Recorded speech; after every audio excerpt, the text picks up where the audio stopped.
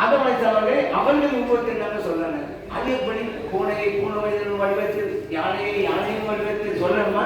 தேவையில்லையே அப்படின்னாங்க. நம்ம சொன்னா சொல்லிதான் ஆகணும். நான் பின்னால சொல்றேன்னு போட்டு காட்டாங்களே, நான் பின்னால சொல்றேன், பின்னால வருது, அதுக்கெல்லாம் தேவையை கண்டு நிப்பாட்டிதான் வைங்க. அது உங்களுக்கு சொல்லிடணும்ல, பின்னாலன்னா அது ஒண்ணு ஒரு முடிவை உங்களுக்கு போதுக்காங்கிறீங்கள. நான் சொன்னேன், இந்த ஹதீஸு டார்வின் கொள்கையை உடைத்து நொறுக்குகிறது அப்படின்னு சொல்றேன். ஏன் தெரியுமா? டார்வின் கொள்கை என்ன?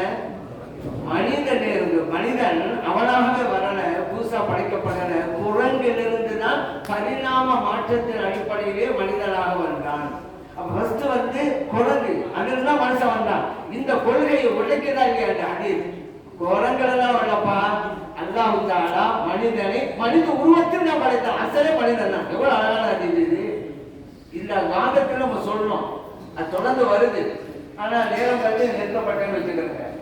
இல்ல அப்படிலாம் கிடையாது அப்படின்னு. அப்ப நம்ம கேட்டோம், ஏங்க அந்த ஹதீஸில் இருக்குதுங்க, இது அல்லாஹ்வுடைய உருவம் இல்லை இல்லையா?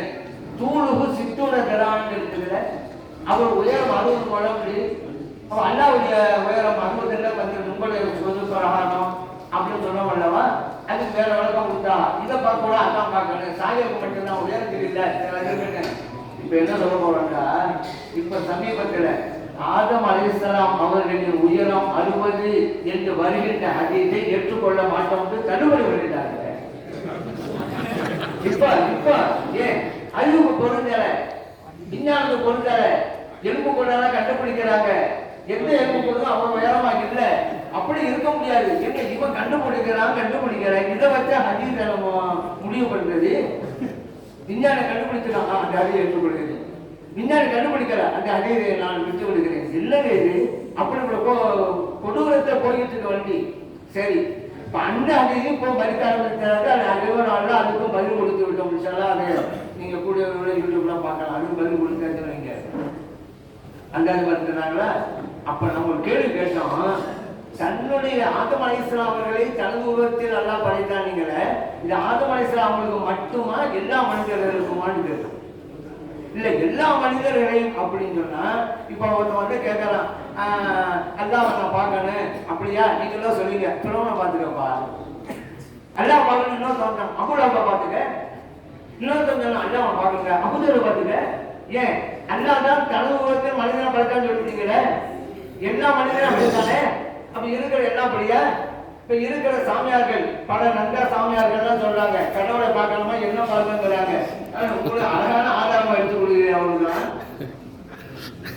அப்ப அங்கே கிராமர் பிரகாரம் கூட அந்த சூரத்தை ஈங்கிறது ஆதம் அலைஹிஸ்ஸலாம் தான். ஆளுங்கள் நான் சொல்றேன், ஒரு நமீர் வந்து அந்த நமீரை சுட்டி காட்டுவதற்குண்டான 2 வார்த்தைகள் முன்னால இருந்தா, எந்த வார்த்தை அருகிலே இருக்கிறதோ அதை பார்த்து தான் மீண்டும் நமீர் புத இலக்கணம். அதான் முன்னால உள்ள சுட்டி காட்ட அர்த்தம் அல்ல, இதுதான் பொருத்தும். இது முடியாவிட்டாலும் அங்க போகணும். அப்படி பார்த்தா கூட ஹீங்கிறது ஆதம் அலைஹிஸ்ஸலாம் தான் பக்கத்துல, அதுக்கு முன்னாலதான் அல்லாவே இருக்கு. இலக்கணம் பிரகாரம் பார்த்தா கூட நீ ஆதம் அலைஹிஸ்ஸலாம் பார்த்தா மீட்டணும்.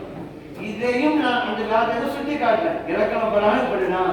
ஏன் நீங்க இந்த மாதிரி பண்ணுறீங்க? இப்ப கடைசியில் அவன் பண்ண சொன்னோம்ல, அப்ப அபூலஹப், ஃபிரௌன், அபூ ஜஹல் எல்லாம் அல்லாஹ் உருவத்தினால வந்தது, இதெல்லாம் சொன்னோம் அல்லவா? அதனாலதான் அது ஒரு போட்டு காமிச்சாங்கல்ல, ஆதம் அலைஹிஸ்ஸலாம் அவர்களை அவர்களுடைய உருவத்தை தெரிஞ்சுட்டாங்க. தெரிஞ்சலாம் அல்ஹம்துலில்லாஹ் தான், பேச்சே கிடையாது. சரி, இப்போ அந்த ஜமாத் இஸ்லாமி அப்படின்னு சொன்னோம் அல்லவா, அவர்களுடைய இந்த வஹாபி